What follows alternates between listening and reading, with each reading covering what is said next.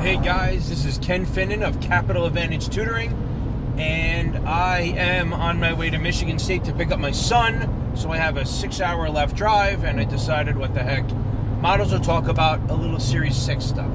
So one of the things everyone seems to be talking about, and this is going to be very disjointed because I'm driving and I'm not going to edit.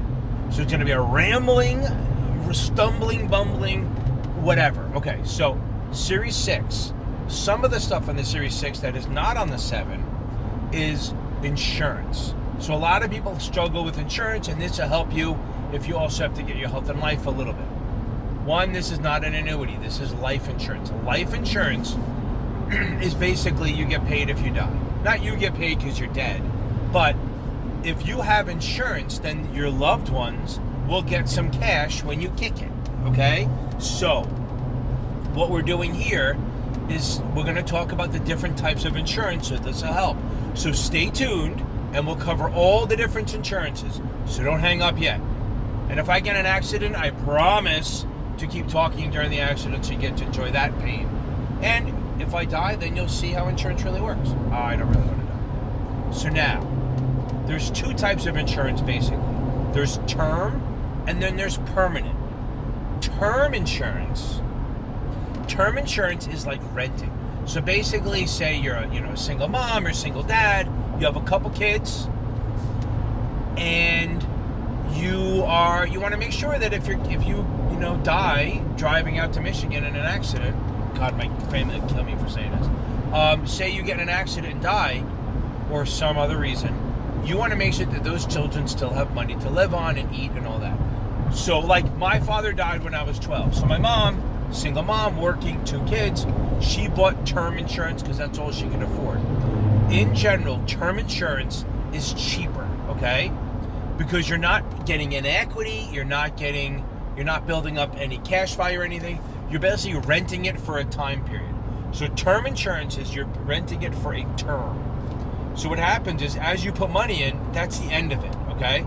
Once you put it in, it's gone, and then if you die during that period, your family gets paid.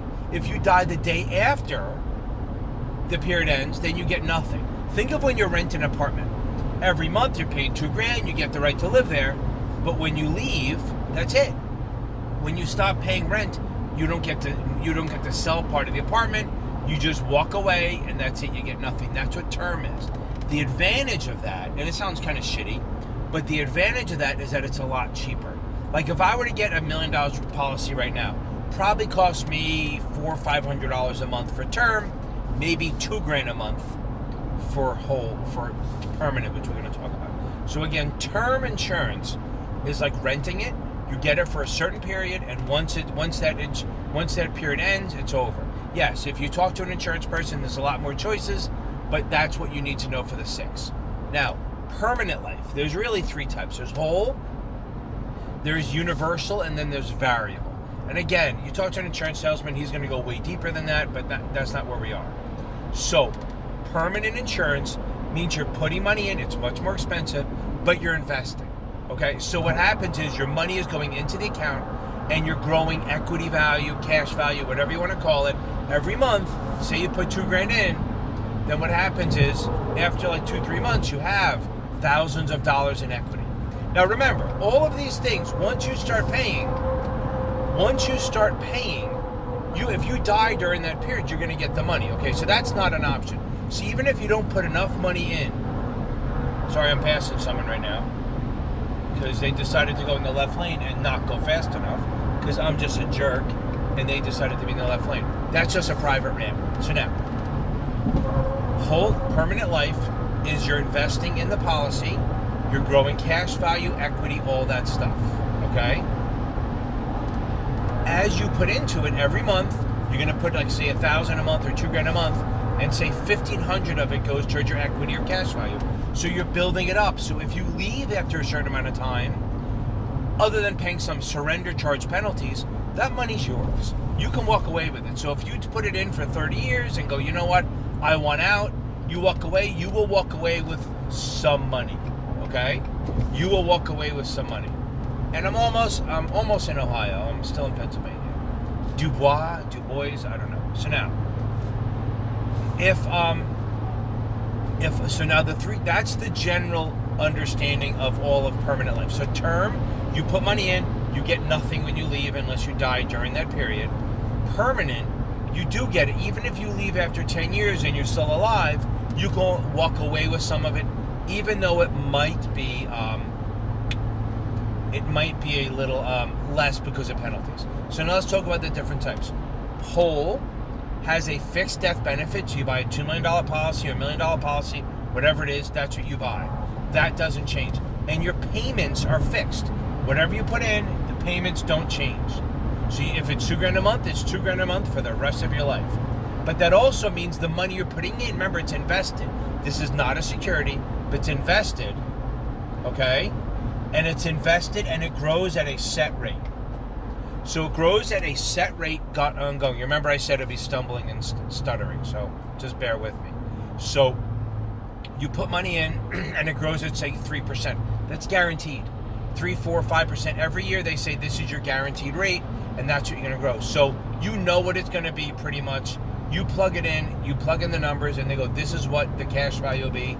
This is what the equity will be each year. So again, after 10, 15, 20 years, the money's being the growth is being reinvested into the policy. So it grows and grows and grows. But at any time, after a certain time period, you can withdraw the money. Now, you may have to pay a surrender charge, fees, but you will get your money, okay? Now, and 70 miles an hour does mean 85, right? Okay, I thought so. So now, if you say you work a business like me, I have a business where I have really busy months. Like from March to November, April to November, I'm busy as hell. I have no days off. It's crazy. It's just unbelievable. 10-hour days. It's great. I love it, but it's no break. So I can afford to buy a lot more things during that period. But like come December, it starts to die. January, February, I'm not so busy. I'm doing fine, but it's just lower. So what happens is maybe I can't afford the $2,000 a month in those winter months. So they created a thing called Universal. Universal is where you get to adjust the payments. Now what happens is when they do premiums, they usually say, oh, you owe us $24,000 a year, which scares the hell out of you, but then everyone goes, well, that's $2,000 a month. So with this, they go, okay, with Universal, they say, okay, you still owe us $24,000 a month, but if you want to pay $4,000 a month for the $24,000 a year, sorry, if you want to pay $4,000 a month during the summer for 6 months and then nothing the rest, that's fine. Whole life doesn't do that. Whole life, you pay it by the month and that's it. Universal, you can adjust the payments. That's better for someone like me who has like a variable incomes. I have good months, I have bad months, up and down, so I need to be able to adjust it.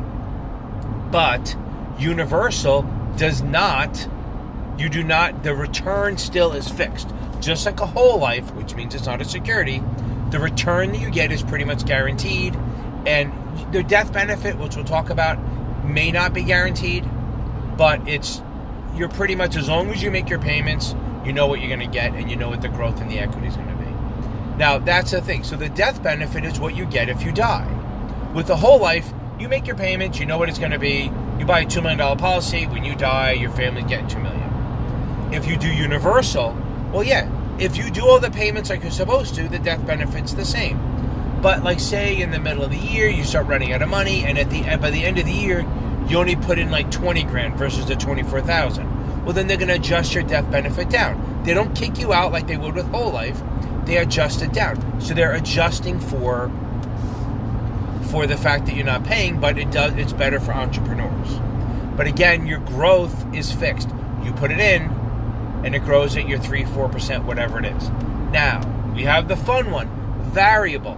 Now, the variable, you do need the Series 6 or the 7 to sell, in addition to your state insurance license. Each state has their own, and the 63 usually.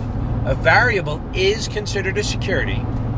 Hell, I have a 6-hour drive. I may just go the whole 6 hours. No, I can't do that. So, variable, you put in money at a fixed rate. It's fixed premiums. You don't get to adjust your premiums. But here's the magic.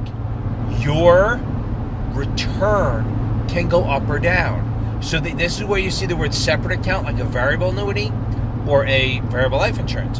Variable life insurance or variable annuity are sort of similar that way, that the money goes in a separate account or your sub-accounts. I have highest point on Route 80 east of the Mississippi. That was a sign. So now, Penfield, Penn. If any of you guys are in Penfield, Pennsylvania, congratulations. I don't know where I am. So, I am doing a variable annuity. So I lost train of thought there. I am doing a variable annuity, and you know what? I feel the market's good. I mean, obviously not this week because the Corona recession is hitting, so it's dropping. So this is not a good time to have a variable. But if I was 30 years old, I'd be fine because it's all going to be good in a few years. It's never permanent, this stuff.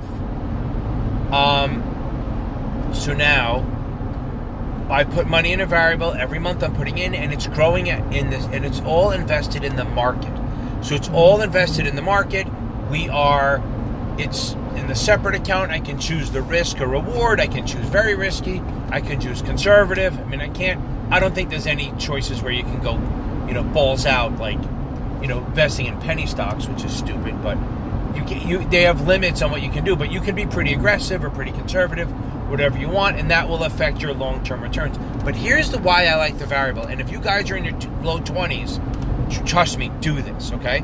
Because you put money in, and it grows, and if it grows faster than expected, if you bought a $2 million policy, and it grows faster than expected, it might end up by the time you're 40 or 50, have like over $2 million in the account, which means your death benefit goes up. So if your death benefit goes up, if you die, they get more money. So you're actually benefiting from a good market. And the problem is it could drop. Now, you invest a variable. If say you're expected to do 4% a year, you do 8, your death benefit goes up. But now let's say you do 2 or 3% less than expected. Your death benefit won't go down. That's one thing. So if you die, so morbid, but if you die, you'll still get the amount you paid for, what you contracted to. But your cash value will not be up as much as you want, okay? Your cash value will not be where you expected. It'll be less than you, just like you've invested in the market.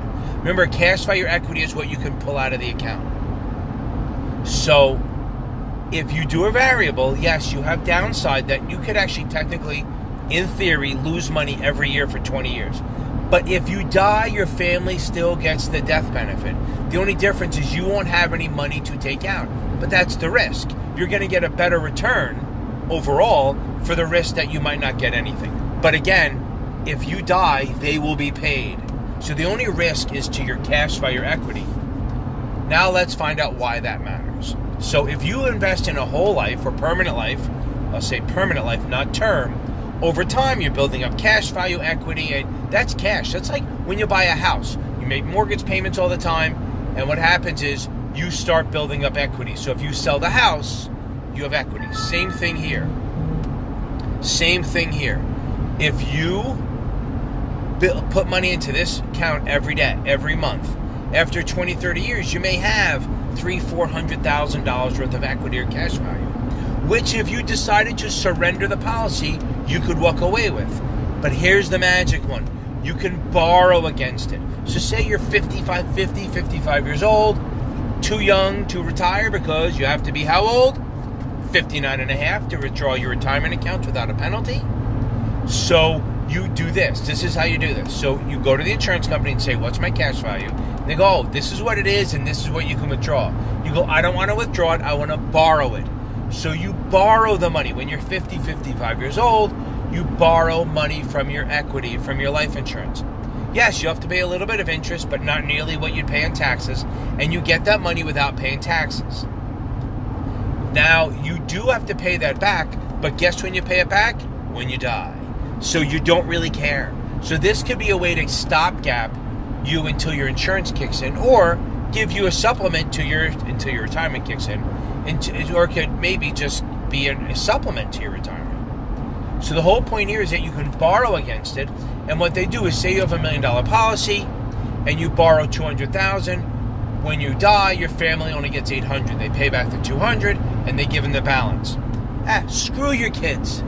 You know what? Take the money. live for now. They should have a job by the time you die. Anyway, I'm kidding. So if you have a policy and you have enough cash value in it, they let you borrow from the policy or close it out or withdraw. If you withdraw, you will have to pay taxes and penalties. But if you borrow it, you pay a little bit of interest, whatever it is, maybe not a lot lately, and you can just live off that without paying taxes. I mean, there's no free lunch. When you die, it'll come back, but it seems almost free because if you're dead, you're not really going to care.